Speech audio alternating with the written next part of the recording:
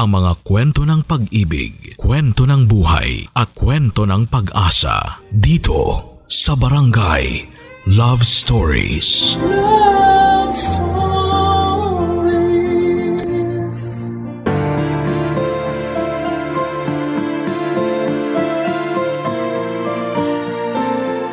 Kapag ang pagkain ay niluto na may pagmamahal, asahan na ito'y masustansya at sagana sa lasa. Ngunit kapag ang kumain ay hindi marunong magpahalaga, hindi pa rin sila makukontento kahit na anong ihain mo sa kanila.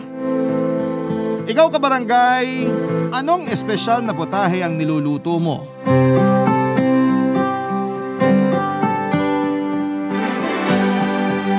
Dear Papa Dudut, naniniwala ba kayo sa kasabihang the best way to a man's heart is through his stomach? Ako kasi ay oo, Papa Dudut. Kung hindi nyo na maitatanong ay masarap kasi ako magluto. Sa katunayan, ako ang tagaluto sa family gatherings namin at outing ng mga barkada at kaibigan ko. Kahit sa opisina, luto ko yung paborito ng mga katrabaho ko. Pero hindi ako professional chef kasi malayo doon ang profesyon ko. Pero bago ang lahat ay magpapakilala muna ako sa inyo, itago nyo na lamang po ako sa pangalang Imelda. 38 years old, HR manager sa isang private company dito sa Cubao.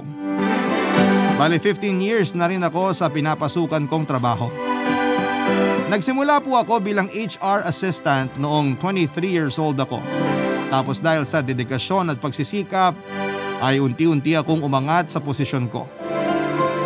Masasabi ko na bagaman malayo sa pagluluto, ang naging trabaho ko ay masaya naman ako sa ginagawa ko. Pero sabi nga nila kung swerte sa career ang isang babae ay siya namang malas niya sa love life. Ganon kasi ako. Minsan napapatanong ako kung bakit hindi pwedeng maging swerte ako sa dalawang bagay na yon. Kasi sa pagkakaalam ko ay wala naman akong inaapakang tao, Papa Dudut.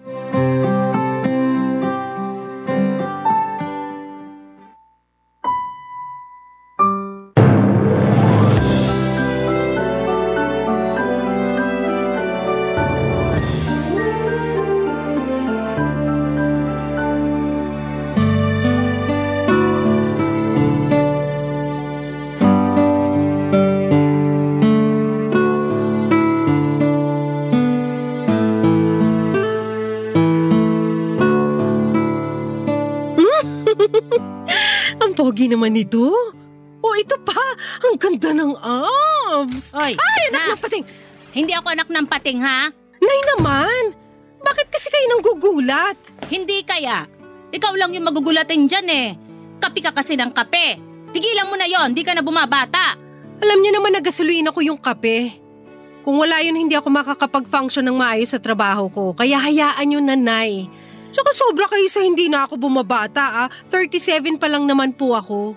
Kahit na, malapit ka na rin mag-40. Huwag niyo na pong ipaalala, Nay. Maiba po tayo. May kailangan po ba kayo? Wala naman. Pero itatanong ko lang kung hindi mo ba lalabasin dun yung mag-ama mo. Bakit po? May problema ba? Wala. Pero ayaw mo bang makipag-bonding sa kanila? May dalang cake saka ice cream yung mister mo. Paborito mo pa yung flavor. Sabi niya tawagin daw kita at yayain kumain kasama nila doon. Ayaw ko, Nay. Diet ako ngayon. Baka bigla akong tumaba sa pa-cake at ice cream niya. Sa inyo na lang po ng mga bata yun. Kawawa naman yung asawa mo. Binili niya pa yata yun para sa'yo. Nay, hiwalay na po kami. Kaya wag niyo na po siyang tawagin na asawa ko. Kasal pa rin kayo sa mata ng Diyos at sa batas ng tao. Huwag mo sanang kalimutan yon. Hindi ko naman po kinakalimutan yun pero ilang beses ko pa bang uulit-ulitin na hindi ko na siya mahal. Nahiwalay na kami. At meron na lang kaming maayos na turingan para sa mga bata. Okay na po kami sa ganun, Nay. Kaya sana wag niyo na pong ipagpilitan na magbalikan kami. Kung makapagsalita ka, parang ang dali lang sa'yong itapon yung kasal nyo Hindi po ako yung una nagtapon ng kasal namin. Kasi nung nawalan siya ng oras sa amin ng mga bata, parang kinalimutan na rin niya na may asawa at mga anak siya. Tsaka bago naman ako sumuko sa relasyon namin, nagtiis ako. Kaya hindi niyo ako pwedeng sisihin kung bakit nasira ang pamilya namin. Kahit man lang ba alang-alang sa mga bata? Hindi mo na ba talaga mabibigyan ng pagkakataon yung asawa mo? Hindi ko na nga po siya asawa. Hindi na asawa ang turing ko sa kanya at hindi rin po yung sagot sa tanong niyo. Kasi may iba ka na, ganun ba? Nay naman! Paano niya po nasabi yan? Kakaiba yung ngiti mo dyan sa cellphone mo Pagkalapad-lapad na kulang na lang mapunit yung pisngi mo. Tapos kinikilig ka pa, nakala mo dalaga ka pa. Ano naman pong masama kung ngumiti ako sa kakiligin? Pangdalaga lang po ba yun? Oo, kaya dapat umasal ka ng naaayon sa edad mo. Nay naman bakit ba hindi na lang kayo maging masaya para sa akin? Sakaling nga meron na akong iba. Paano ako magiging masaya? Kakahiwalay niyo pa lang ng asawa mo tapos may iba ka na kagad. Ano na lang isipin ng mga tao, ha?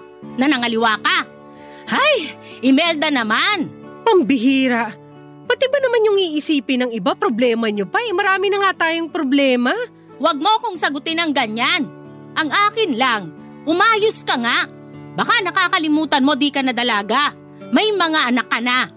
Ngayon, kung ayaw mo na sa asawa mo, huwag ka naman munang maghanap ng iba. Intindihin mo muna yung mga anak mo kasi kailangan ka nila. Kita mo yung panganay mo? Laging hinahanap sa akin yung daddy nila. Hindi ko naman masagot ng derechahan at sabihin hiwalay na kayong mag-asawa kasi paano ka naman sasabihin yon? Sige nga.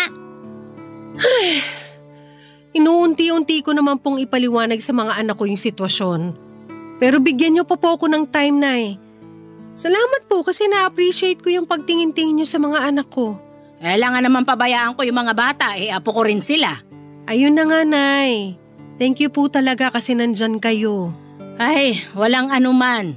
Pero ayus-ayusin mo nga yung buhay mo. Tigilan mo yung kaka-cellphone mo at lumabas ka doon para makipagbanding sa pamilya mo.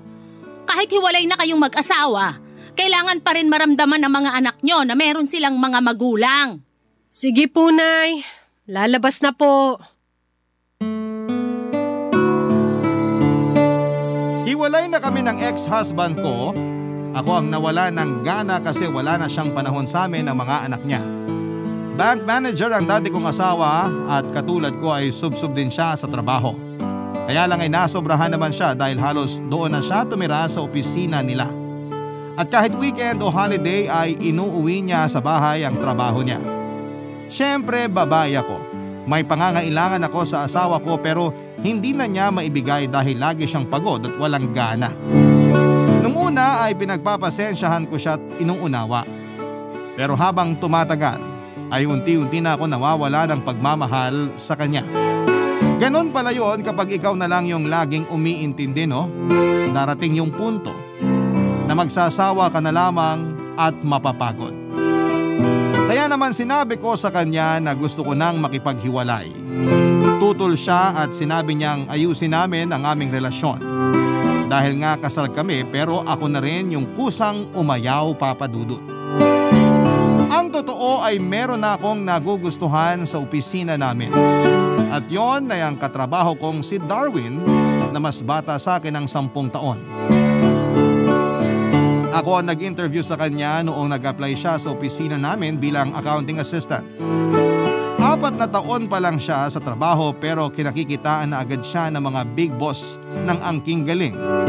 Sa mga ginagawa niya kaya naman hindi katakataka na paborito siya at na-promote pa. Ako ang nag-aasikaso ng promotion at evaluation ni Darwin. At alam ko sa puso ko na deserving siya kasi masipag naman siyang empleyado.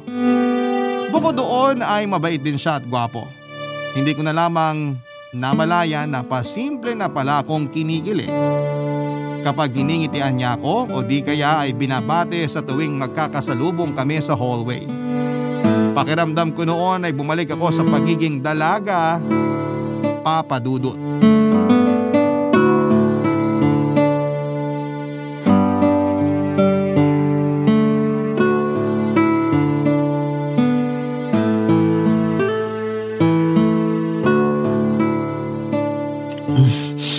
Sarap naman itong carbonara mo, ma'am. Mukhang mapaparami kain ko ha. Baka maubos ko na to. Okay lang naman na ubusin mo kasi para sa'yo talaga yan. Talaga? Ang swerte ko naman. Alam niyo bang paborito ko to? Hindi, ngayon ko lang nalaman. Sakto pala kasi specialty ko yan at yan talagang niluto ko ngayong birthday mo. Paano niyo po nalaman na birthday ko? Tinatanong pa ba yun? Siyempre, nasa HR ako, kaya malalaman ko talaga. Ay, oo nga pala. Kamuntik ko nang makalimutan. Bakit? Hindi mo ba pinagsasabi na birthday mo ngayon? Hindi eh. Di kasi ako sanay na binabati. Hindi ko alam yung isasagot. Kahit pagpapasalamat kasi, parang ang awkward. Eh di hindi pala kita pwedeng batiin ngayon kasi hindi ka sanay. Hala, pwede nyo naman akong batiin. Pero wag nyo lang isisigaw. Mapagbiro ka rin pala, no? Pero ayun nga, gusto ko lang sabihin na happy birthday, Darwin. Thank you, ma'am. Yung totoo, kayo pa lang talaga yung bumati sa akin. Hindi ka pa binati ng family mo? Hindi pa eh. Busy siguro sila o nakalimutan nila. Pero ayos lang naman sa akin. Kasi kaunti lang naman nakakaalam ng birthday ko. Kasama na po kayo doon. Thank you ulit sa greetings, ma'am. Saka rito sa pa-carbonara. Grabe, ang sarap talaga. Walang anuman. Actually, hindi lang naman yan yung kaya kong lutuin eh. Marami pang iba. Gusto mo ba dalhan kita bukas? Ayos lang po ba? Kasi nahihiya ako. Bakit ka naman mahihiya? Eh ako yung nag-alok. Tsaka oo, ayos lang.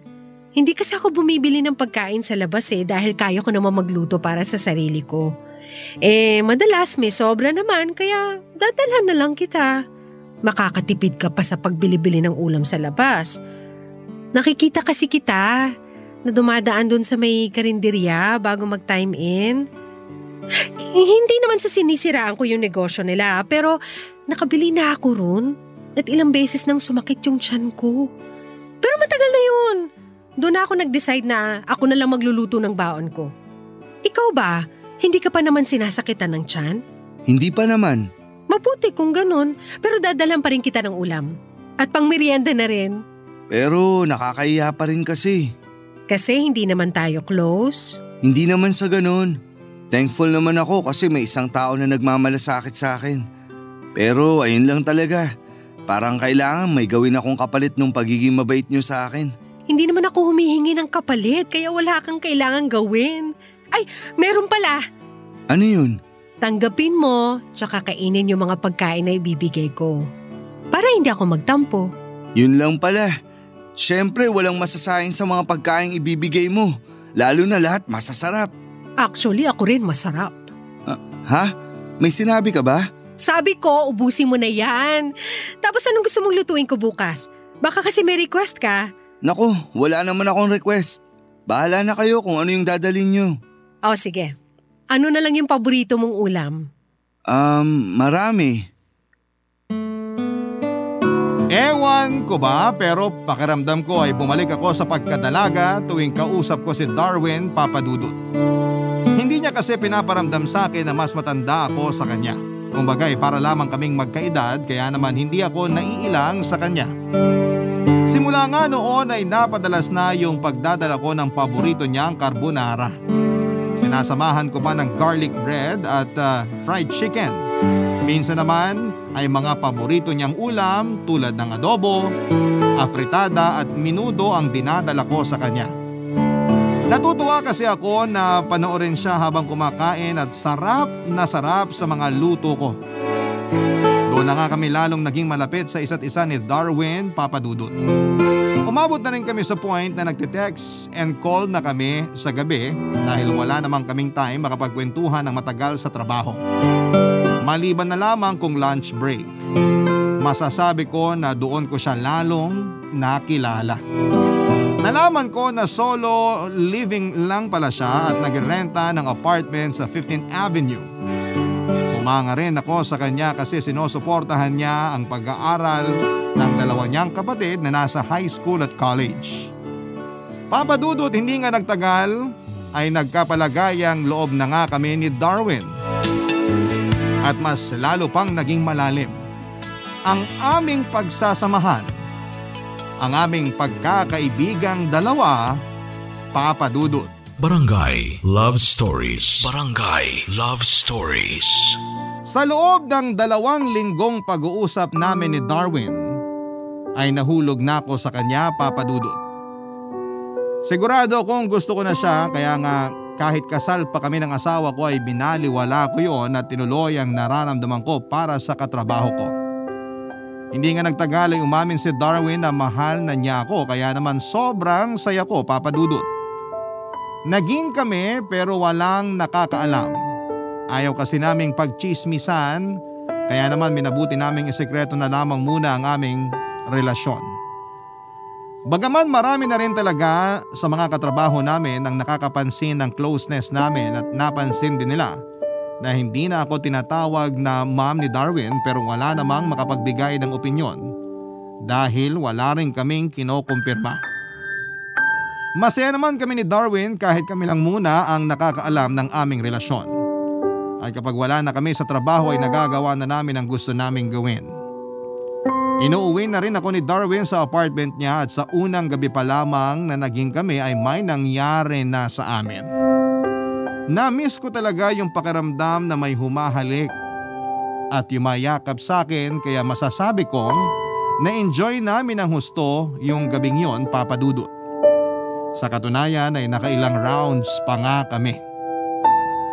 Tuluyan na nga akong nawala ng pakialam sa mga sasabihin ng ibang tao, lalo na ng pamilya ko, sakaling malaman nila na may karelasyon akong mas bata sa akin. Total, alam naman nilang hiwalay na kami ng asawa ko, kaya may karapatan na akong makipagrelasyon sa iba, Papa Dudut. Sa loob ng isang linggo na pagiging magkasintahan namin ni Darwin ay marami kaming pinagkasunduang mga bagay-bagay. At isa na nga doon ay ang paglipat ko sa apartment niya para magkasama na kami, Papa Dudut.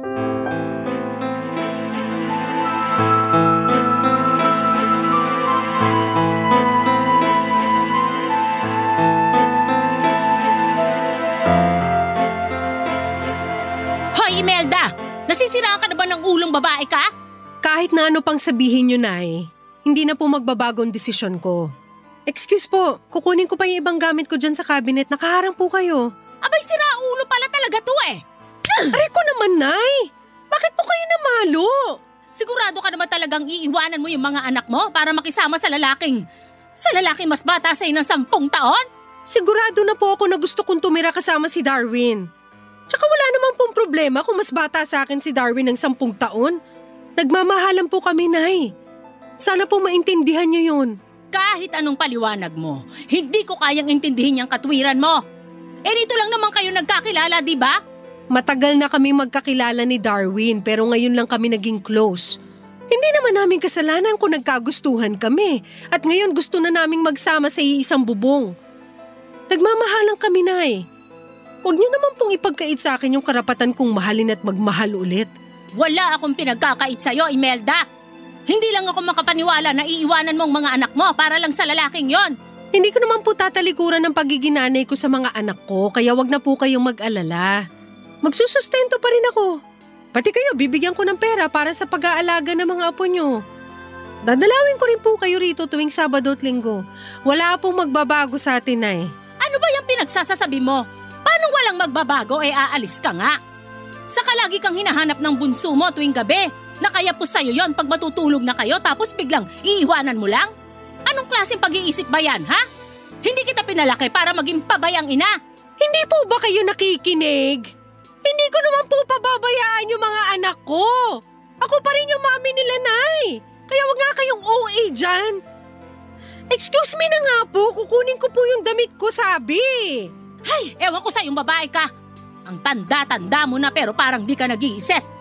Una, nakipaghiwalay ka dun sa asawa mo tapos ngayon, sasama ka naman sa lalaking mas bata sa'yo? Mahiya ka naman! Wala po kaming ginagawang masama kaya bakit kami mahihiya? Single si Darwin, hiwalay na kami ng asawa ko. Hindi na nga kami nagsasama sa iisang bubong. Ngayon kung iniisip niyo yung sasabihin ng iba, problema niyo na po yun, Nay. Masyado kasi kayong affected sa opinyon ng ibang tao. Bakit di niyo ko gayahin? Walang pakialam sa sasabihin ng iba. Kaya ganyan ka mag-isip eh. Wala kang takot kasi sarili mo lang iniisip mo. Kung yan ang paniniwala niyo, wala na ako magagawa. Basta sinasabi ko sa inyo, wala kaming ginagawang masama ni Darwin. Nagmamahalan lang kami. Ni wala nga kaming inaapakang tao kaya huwag kayong magalit sa amin ng ganyan. Marami nga dyan, kabit. At pabayang magulang sa mga anak nila, doon kayo sa kanila magalit. Hay, ewan ko sa'yo. Sana hindi mo pagsisihan yung desisyon mo. Matanda na po ako. Alam ko na yung ginagawa ko. At kapag nakapagdesisyon na ako, wala na pong atrasan yon. Kilala niyo naman ako. Siguradong sigurado po ako. Kahit kailan talaga napakatigas ng ulo mong babae ka. Nanay mo ako pero hindi ako manalo-nalo sa'yo. Sorry, Nay. Nagpalaki kasi kayo ng anak na palaban. Pinagsasasabi mo dyan. Palaban? Pati ako nilalabanan mo? Ay, yan naman po yung hindi totoo, Nay. Hindi raw. Kita mo nga kung sagot-sagutin mo ako. Akala mo di ka nang galing sa matris ko? Sumasakit ulo ko sa'yo. Kahit na ano pang sabihin ng nanay ko ay hindi na niya mababago ang desisyon kong tumira kasama si Darwin. Aaminin kong naging bingi ako sa pangaral niya at mas lalong hindi ko pinansin ng iyak at tampo sa akin ng mga anak ko matapos kong sabihin sa kanila na iiwan ko muna sila sa lola nila. Hindi ko naman kalilimutan ang pagiging nanay ko sa kanila. Pero may pangangailangan din naman ako na hindi nila kayang ibigay. Mas lalo na ng tatay nila. At nung nahanap ko ngayon kay Darwin ay hindi ko na yon palalagpasin pa. Kaya naman tinuloy ko pa rin ang pagtira kasama si Darwin sa apartment niya at nagsimula kami ng bagong buhay na magkasama, Papa Dudut. Galit na galit sa akin ang dati kong asawa nang malaman niyang may kinakasama na ako. Pero wala na rin namang nagawa ang galit niyang yon. Kasi desidido na akong ayoko nang makipagbalikan pa sa kanya. Sinabihan ko pa nga siya na kung gusto niyang humanap ng iba para patas na kami ay gawin na niya. Kasi hindi ko naman siya pipigilan pero alam ko na mas mahal niya ang trabaho niya. Kaya dapat nung una pa lamang ayun na lang ang pinakasalan niya.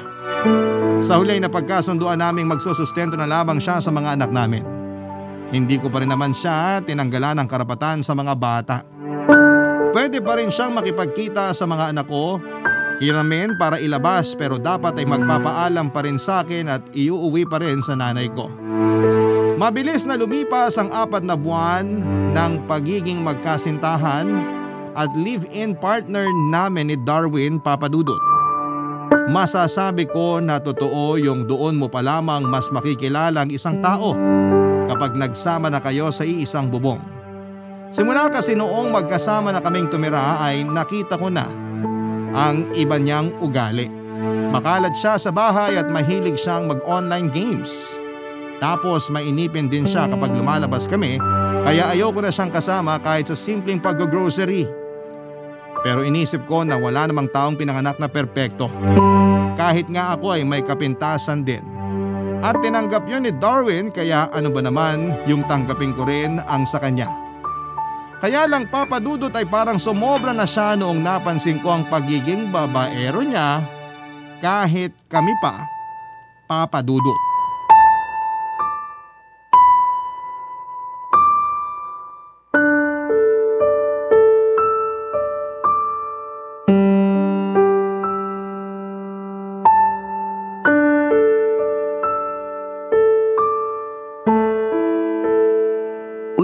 Ang sexy naman ito.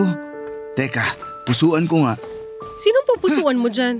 Ano ka ba naman, Imelda? Bakit nanggugulat ka? At bakit ka nagulat? Malamang, wala ka naman dyan kanina. Di ba sabi mo maglilinis ka ng banyo? Oo nga, katatapos ko lang. Kita mo naman tong damit ko, di ba? Basang-basa ng pawis. Pagod na pagod ako doon tapos ikaw pa relax ka lang dito sa sofa. Sobra ka naman. Kauupo ko lang kaya. At anong ginawa mo?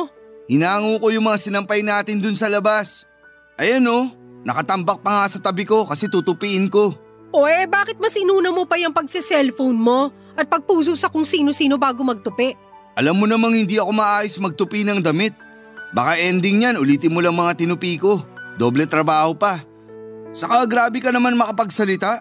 Wala kaya akong pinupusuan na kung sino-sino. Wala raw. Nakikita ko kaya yung mga babae na pinupusuan mo sa Facebook. Paano mo nakikita? Paano ko nakikita? Makikita ko talaga kasi nakapublic yung mga picture ng mga babaeng yon. Tapos nagugulat na lang ako, nakapuso ka na ron. Wala naman sigurong masama na humanga. Wala nga masama pero sana naisip mo ko. Saan ba papunta yung usapan na to? Eh di saan pa ba? Sa dapat nating tumbukin. Hindi mo na naisip ko anong mararamdaman ko? Siguro nga baka nag-uusap na kayo ng mga babaeng yun sa private message nang hindi ko nalalaman eh. Aminin mo na! Hoy Imelda, wala akong ginagawang masama ah. Wala akong kausap na kung sino. Talaga lang ah. Kung ayaw mong maniwala, edi wag. Hindi kita pinipilit. Pero sinasabi ko sa'yo na malinis ang konsensya ko. Saka paano ko yung gagawin, isyota kita. Hindi ako ganun kagago. Dapat lang kasi ayoko sa lahat yung niloloko ko. Tsaka wag mo na rin subukan magloko. Kasi kahit anong tago mo ay malalaman ko pa rin yan. Kilala mo naman ako, Darwin. Tinatakot mo ba ako? Hindi, pero sinasabi ko lang yung totoo. Tinatakot mo ako eh. Akala mo siguro matatakot mo ako. Pwes mali ka. Baka nakakalimutan mo na ako pa rin ang lalaki sa relasyon na to. Hindi ko nakakalimutan pero ipapaalala ko lang sa'yo na wag mo akong susubukan. Alam mo, gutom lang yan. Nagmerienda naman tayo kanina. Bakit ganyan ka umasta? Para kang baliw. Baliw na akong baliw! Pero masisisi mo ba ako kung bakit ako nagkakaganito? Eh bakit ka nga kasi nagkakaganyan? Tinatanong mo pa talaga? Siyempre! Natatakot ako na baka ipagpalit mo lang ako basta-basta. At bakit ko naman gagawin yun? Sige nga. Hindi ko rin alam. Oh, kita mo na? Praning ka lang. Dinamay mo pa ako sa kapraningan mo. Ewan ko sa'yo. O, saan ka pupunta? Diyan sa labas, magyoyosi. Nakakapikon ka eh. Mabuti pa, tupiin mo na yung damit natin. Tapos magluto ka na rin ng hapunan natin. Gusto ko pagkaubos ng yosi ko, kakain na tayo ha. Sobra ka na talaga. Ano palagay mo sa akin? Katulong mo? Bakit? May angal ka? Wala. Yun naman pala eh. Parang ewan.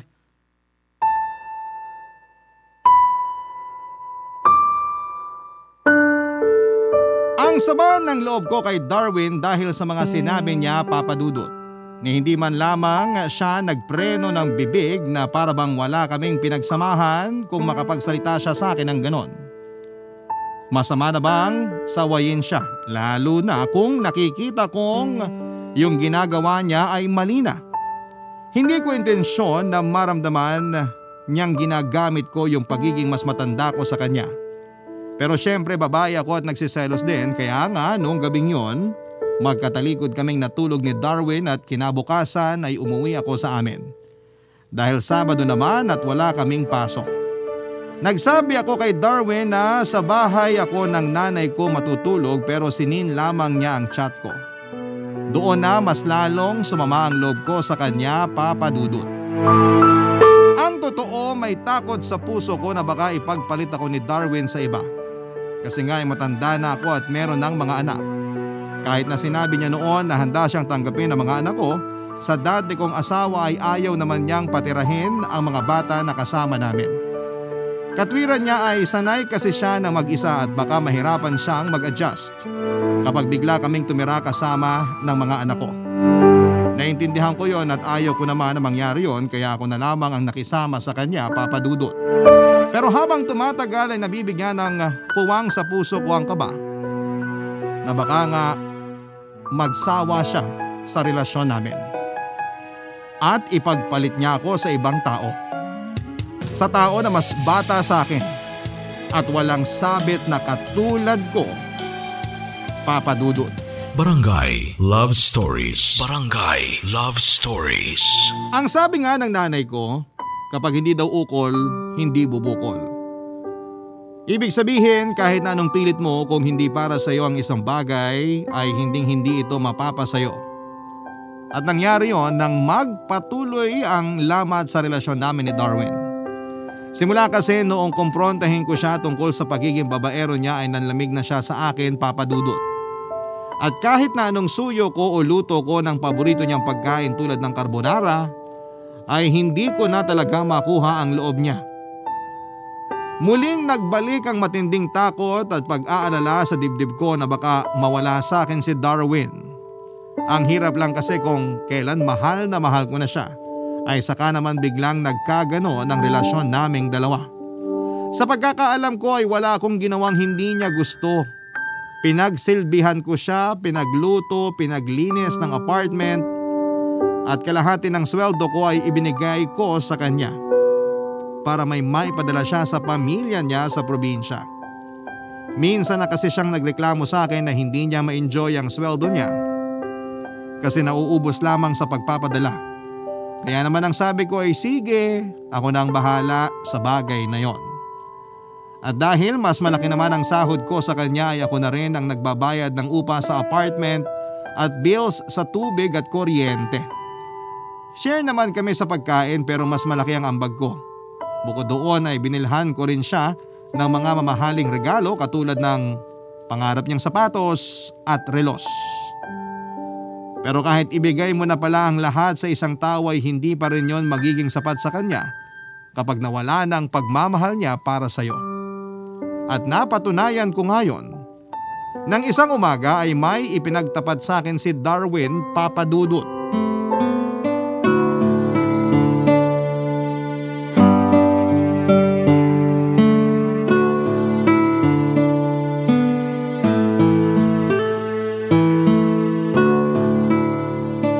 Bakit parang hindi mo ginagalaw yung pagkain mo? Wala akong gana eh. May sakit ka ba? Wala. Kumain ka na kasi papasok pa tayo. Baka mamaya malate tayo, sayang naman yung goal nating perfect attendance for this month. Ay. Imelda, may sasabihin pala ako. Mamaya na, kumakain pa ako. Baka mawalan ako ng gana pag sinabi mo. Ay, pero kailangan mo nang malaman. Bakit ka ba sumisigaw? Nasa harap tayo ng pagkain oh. Ikaw kasi, masyado kang ewan. Ako na naman. Lagi na lang kasalanan ko. Parang wala na akong ginawang tama ah. Pwede ba? Huwag mo na nga ibahin yung usapan. Mamaya sana naman tayo mapunta eh. May gusto lang akong sabihin na dapat matagal ko nang sinabi. Sige, ano ba yon? Sabihin mo na nga. Maghiwalay na tayo. Ha? Sabi ko, maghiwalay na tayo. Joke ba yan? Kasi kung oo, pues hindi nakakatawa. Pwede ba tigilan mo nga ako umagang-umaga? Mukha ba ako nagbibiro? Aba, malay ko sa'yo kung anong trip mo. Wala akong trip. Hindi rin ako nagbibiro. Seryoso ako na gusto ko nang makipaghiwalay sa'yo. Pero bakit? Kasi ayoko na. Narealize ko na hindi ko pala kayang makisama sa'yo. Kasi masyado kang nakakasakal. Anong ginawa ko para masakal ka? Marami. Bantay sarado mo lahat ng ginagawa ko rito. Gusto mo lagi kitang tinutulungan sa mga paglilinis. Kita mo ang pagod yung tao. Pagod din naman ako pero kailangan may maghugas ng mga pinggan, magsaing, magluto ng ulam para may kainin tayo. Bakit kasi kailangan pa magluto? Pwede naman tayong umorder o bumili sa labas ng luto na. Dami mong alam eh. Saka dagdag hugasin lang yun. Gusto mo pa ako yung maghugas sa mga pinaglutuan mo? Bakit bibili sa labas kung mas masarap pa sa mga luto nila yung luto ko? Tsaka nakikipaghiwalay ka ba kasi ayaw mo maghugas ng mga pinggan? Hindi lang naman yun. Marami pang iba. Diba? Sabi ko nga sa'yo nakakasakal ka. Di sige. Sabihin mo ano ba yung ibang yun? Ayoko rin sa ugali mo yung lagi mong binabantayan yung Facebook ko. Lagi mong sinisita yung mga nilalike at pinupusuan ko kahit di naman dapat. Paanong hindi sisitahin? Puro mga sexy na babae yung nilalike at pinupusuan mo.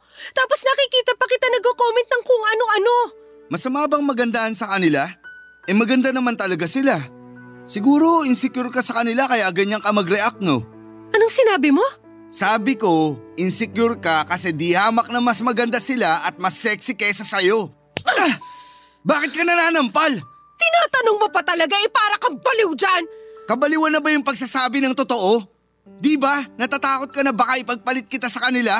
Kasi nga insecure ka sa kanila. Tumigil ka na! Nakakasakit ka na, Darwin! Kapal naman ang mukha mong sabihin sa akin yung mga bagay na yan. Akala mo kung sino ka! Kaya nga tapusin na natin to. Ayoko na sa'yo. Hindi na kita mahal. Kung makapagsalita ka parang wala tayong pinagsamaan ah. Ganun na lang ba kadali sa'yo na itapon yung relasyon natin? Huwag ka nang maraming sinasabi. Saka minahal naman kita. Pero ngayon nagpapakatotoo lang ako. Gusto ko nang makawala sa'yo at sa relasyon natin. Kaya kung pwede lang tapusin na natin to. Ayoko na, Imelda. Please lang. Intindihin mo sana.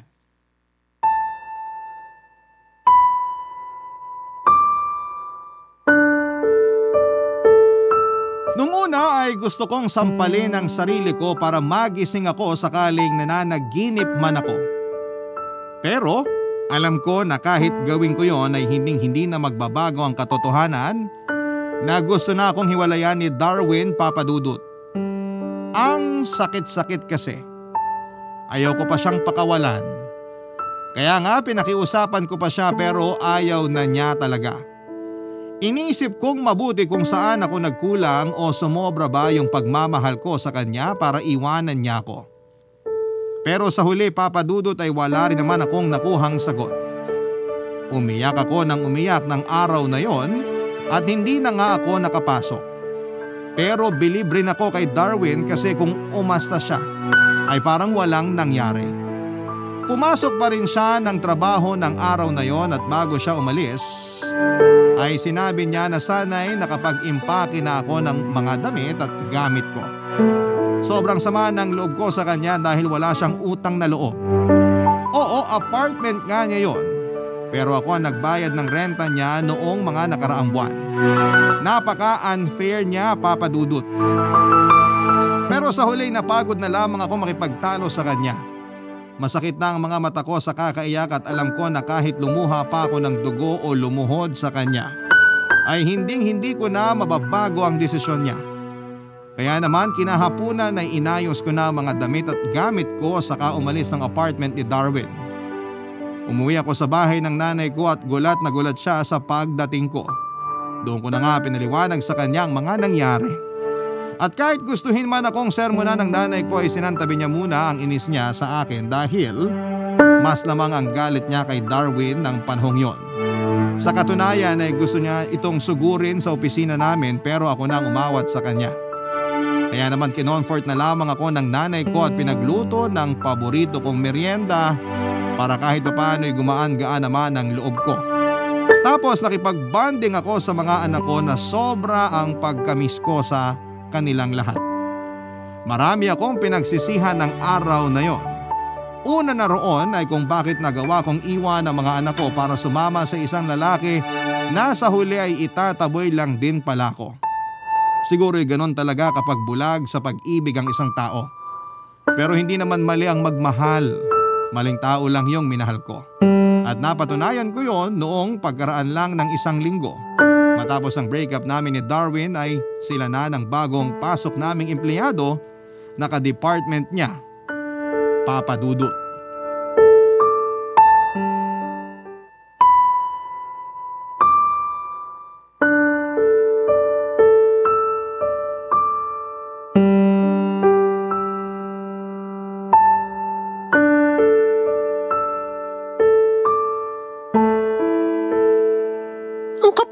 Niya, Nay?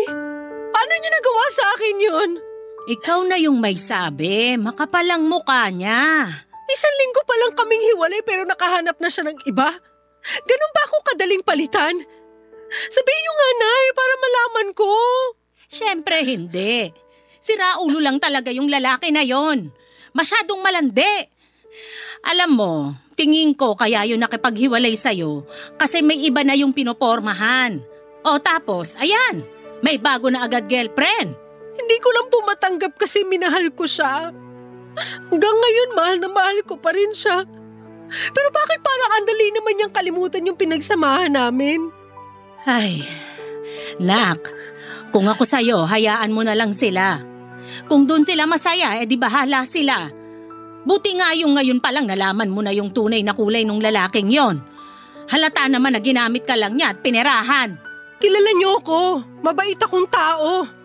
Mapagbigay ako at kahit kailan hindi ako nagbilang. Ang gusto ko lang naman ay mahalin niya ako. Maging tapat siya sa relasyon namin at i-assure niya ako. Pero hindi po yun ang ginawa niya, Nay.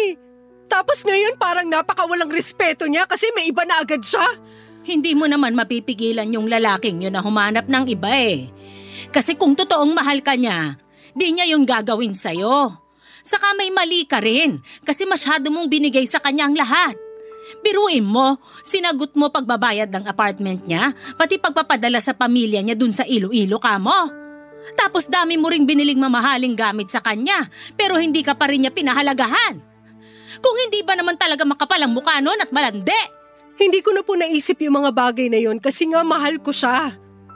Opo, mali rin ako kasi akala ko pag binigay ko sa kanya yung mga bagay na gusto niya, pag naging mas mabait at maunawain ako, hindi niya ako iiwan. Pero lahat ng yun wala rin palang kasiguraduhan. Iniwan niya pa rin ako at pinagpalit sa iba. Yung mas bata at mas sexy sa akin. Sabi niya hindi raw siya ganung klaseng lalaki, pero tignan mo naman ngayon yung ginawa niya sa akin. Bakit? Maganda naman ako Sexy rin naman ako, di ba, Nay? Oo naman. Kaya nga wag mong hayaan na mabaliw ka lang nang dahil sa Darwin na yon. Ano, sila lang masaya tapos ikaw luhaan dyan? Aba, hindi kita pinanganak sa mundo at pinalaki para maging talunan. Pero hindi ko pa po kaya lalo na pag nakikita ko sila naglalandian sa opisina namin. Nasasaktan po ako. Naiinggit po ako sa kanila, Nay. Ako sana yung babaeng kasama niya at hindi iba. Hindi mo nga pwedeng pilitin yung tao kung ayaw na niya sa'yo. Kailangan mo na lang tanggapin yon, tapos mag-move on ka na. Tungkol naman dyan sa sinasabi mong di mo sila kayang nakikitang naglalandian sa opisina nyo, aba, edi memohan mo. Di ba bawal magharutan kapag oras ng trabaho? Kapag nakita mo, pagawan mo agad ang incident report. Ano pat HR manager ka kung di mo gagamitin yung posisyon mo? Nay naman Alam niyo namang hindi ako ganong klaseng tao. Ay kahit na, makaganti ka man lamang sa kanila. What if mag-resign na lang po kaya ako? Ano? Gaga ka ba? Siguro nga po kasi ang sakit-sakit po talaga. Parang binibiyak yung puso ko. Hindi po ako makahinga tapos parang naduduwal ako. Naduduwal ka? Baka naman buntis ka, ha? Nay naman Hindi po ako buntis. Siguraduhin mo lang. Kasi ayoko magkaapo sa tukmul na yon. Pero naisip ko, sana nabuntis na lang niya ako para wala na siyang rasong hiwalayan ako. Abay, gaga ka nga talaga. Gaga na po kung gaga pero mahal ko nga po kasi, Nay. Kahit mahalin mo pa ng todo-todo yung lalaking yan, pag di siya marunong makontento sa'yo, panigurado, kahit may anak na kayo, hahanap pa rin niya ng iba. Kaya pwede ba, wag mo na ngang pangarapin na mabuntis ka niya? Sorry na po. Huwag na kayong manggigil. Sa'yo ako mas nanggigigil Umayos-ayos ka nga, Imelda. Naturingan kang graduate ng college at HR manager pero kung umasal ka, daig mo pa yung alagaing bata. Umakto ka nga sa edad mo, lintik ka. Tama ang sinabi ni Nanay na para akong batang umasta ng mga panahon na yon. Pero kapag nasaktan tayo kahit na matanda na tayo ay iiyak pa rin tayo. Iisipin din natin na katapusan na ng mundo. Tapos ay hindi rin tayo makakapag-isip ng maayos at magiging padalos-dalos ang mga desisyon natin. Mabuti na lamang dahil kahit gigil na gigil sa akin ng nanay ko ay hindi pa rin niya ako sinukuan, Papa Dudut. Paulit-ulit niya pa rin pinakinggan ang mga rants ko tungkol kay Darwin at sa bago nitong girlfriend. Tawagin niyo na akong bitter pero hanggang ngayon ay hindi pa rin ako nakakapag-move on sa breakup namin, Papa Dudut. May punto na naiisip ko na baka karma ko na yung mga nangyari kasi iniwan ko noon yung mga anak ko dahil sa kanya. Tapos ako naman yung iniwan niya kasi may iba na siya. Pero nagsisisi naman ako sa ginawa kong yon. Masyado lang akong nadaig ng emosyon kaya hindi ko na natimbang ang mga bagay-bagay. Kaya nga kahit masakit pa rin na makita sila sa opisina na masaya at parang walang nasasaktang iba ay binaliwala ko na lamang ang feelings ko. Sinanay ko na lamang ang sarili ko hanggang sa mamanhid ako at tuluyan ng walang maramdaman. Hindi ko po alam kung tama yung paraan ko pero nakakatulong naman sa akin na makausad. Pero kung may iba po pong may papayo ang mga kabarangay natin ay gusto ko pong ma-appreciate ko ang mga advice mula sa inyo. Gusto ko nang mag-heal at makapag-move on, Papa Dudut. Hanggang dito na lamang po ang sulat ko. Tumaasa na sana'y mapili po ninyong i-air sa radyo ang aking kwento. Lagi po ako nakikinig sa Barangay Love Stories. Ang inyong forever kapuso, Imelda. Nagustuhan ng iyong napakinggan? Ituloy yan via live stream sa www.gmanetwork.com/radio. Barangay LS 97.1 Forever.